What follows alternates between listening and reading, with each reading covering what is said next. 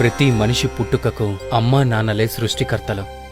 మనకి ఈ శరీరాన్నిచ్చి యుక్త వయసు వచ్చేదాకా అన్నీ తామే అయి చదువు సంస్కారం నేర్పించి అనుక్షణం కంటికి రెప్పలా చూసుకున్న వారి పట్ల సదా కృతజ్ఞులమై ఉండాలి జీవితాంతం. ఈ సమస్త ప్రపంచం తల్లిదండ్రులతోనే నిండి ఉన్నది అన్నారు శంకర్ భగవత్పదులు సౌందర్యలహరిలో. దీని బట్టి ఈ జగత్తులో అమ్మా నాన్నలకు ఉన్న స్థానం ఎంతటిదో తెలుస్తుంది. తల్లిదండ్రులు వాగ్దారుల వంటి వారని, వారిని విడదీయడం సాధ్యం కాదని అన్నాడు కాళిదాసు రఘువంశంలో. అంటే సృష్టిలో తల్లిదండ్రులకు గల శాశ్వతత్వం ఎలాంటిదో స్పష్టమవుతుంది. ఇక సకల సాహిత్యాలు తల్లిదండ్రుల ఉనికిని అత్యున్నత స్థానంలో నిలుపుతుంటే, అలాంటి ప్రత్యక్ష దైవాలకు నేటి బిడ్డలు కనీస కృతజ్ఞతనైనా ప్రకటిస్తున్నారా అంటే అనుమానమే. ఏ కొందరో మాత్రమే మినహాయింపు కావచ్చు.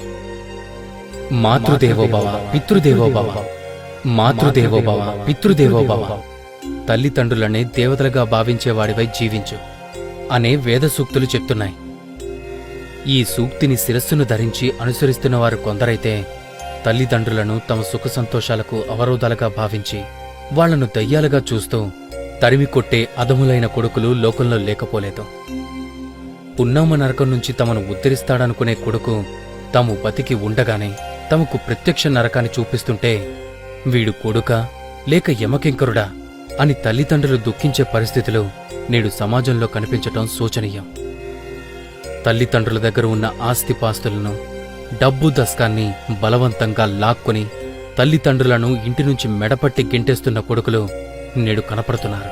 వీళ్లంతా నిజమైన కొడుకులేనా? అసలు వీళ్ళు మనుషులేనా అనిపించక మానదు.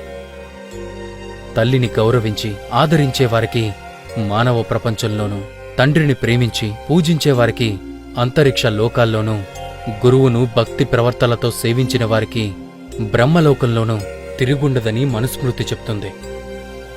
నవమాసాలు గర్భంలో మోసి ప్రసవ వేదనను అనుభవించి తనను కన్న తల్లిని, అష్టకష్టాలు పడిపించి పోషించిన తండ్రిని క్షణంలో మర్చిపోయి తన ప్రయోజనాన్ని మాత్రమే చూసుకునే సంతానానికి నిష్కృతి ఉంటుందా? ఉండనే ఉండదు. తల్లిదండ్రుల రుణాన్ని 100 ఏళ్లపాటు సేవించినా తీర్చుకోవడం కష్టమే. ఏ తల్లిదండ్రులైనా తమ సంతానం గుణవంతులుగా రాణించాలని, తమకు ఆత్మసంతృప్తిని కలిగించాలని మాత్రమే కోరుకుంటారు. వేరే ఏదో ప్రయోజనంతో చూడనే చూడరు.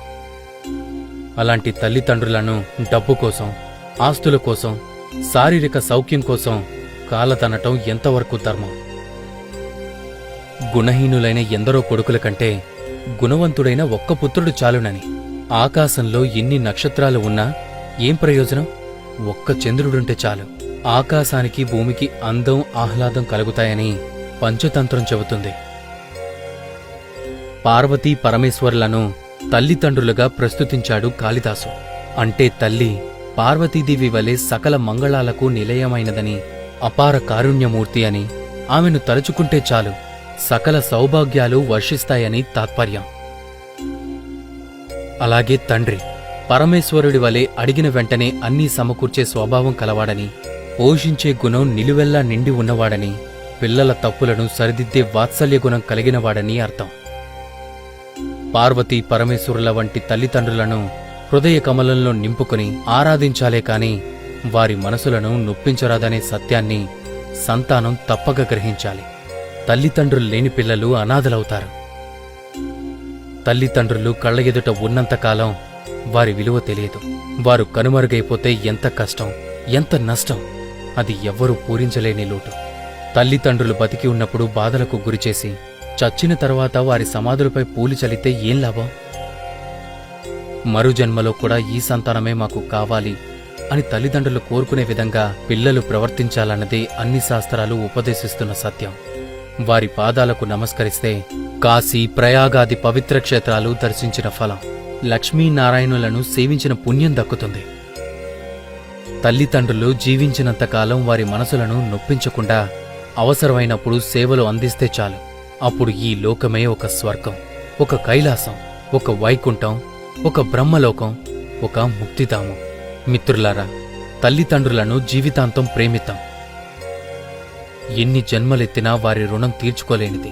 అమ్మా నాన్నలు మీకోసం చేసిన త్యాగాలు, కష్టాలు, మీపై కురిపించిన ప్రేమాభిమానాలు మర్చిపోకండి. ప్రియంగా పలకరించండి. వారిని దైవ స్వరూపాలుగా భావించండి. మీరు ఎంతగా వారిని నొప్పించి మాట్లాడినా ఎప్పటికీ ఎన్నటికీ ఏమీ అనుకోని గంగిగోవులు. మీ శ్రేయస్సు కోరుకునే ప్రేమ స్వరూపాలు వాళ్ళిద్దరు. ఒకవేళ అమ్మా నాన్న ఏదైనా అంటే మాత్రం వారేమీ పైవాళ్లు కాదు కదా. అదంతా మీపై ఉండే ప్రేమతోనే తప్ప వారికి మనసులో కోపం, ద్వేషం ఎందుకుంటుంది చెప్పండి? మీరు ఎప్పటికీ వారి దృష్టిలో పిల్లలే. చిన్నప్పుడు వారి ఒడిలో పెరిగిన ఆ చిన్నారులేగా. ఆడిన ఆటలు, పాటలు మరవకండి. అడిగిన ప్రతీదీ మీకు అందించారు. వారు తిన్నా తినకున్నా మీకు తినిపించి ఎంతో మురిసిపోయేవారు. మీకు పెళ్ళైనా పిల్లలున్నా ఆ వాత్సల్యం, మమకారం మీపైన మీ పిల్లలపైన నిత్యం ఉంటుంది. అది విడదీసుకోలేని బంధం, విడదీయరాని బంధం. తల్లిదండ్రులు ఉన్నవారంతా అదృష్టవంతులు. ఇతరుల మాటలతో, చేతలతో వారి స్వార్థం కోసం దూరం చెయ్యాలనుకుంటారు. విఘ్నత కలిగి ఉండండి. వారిని ఏ దిక్కు లేనివారిగా చేయకండి. వృద్ధాశ్రమాల్లోనూ అనాథ శరణాలయాల్లోనూ ఉంచడం భావ్యం కాదు. బాధ్యతగా వారిని మనతోనే ఉంచుకుందాం. వారి రుణం తీర్చుకుందాం. హరే కృష్ణ.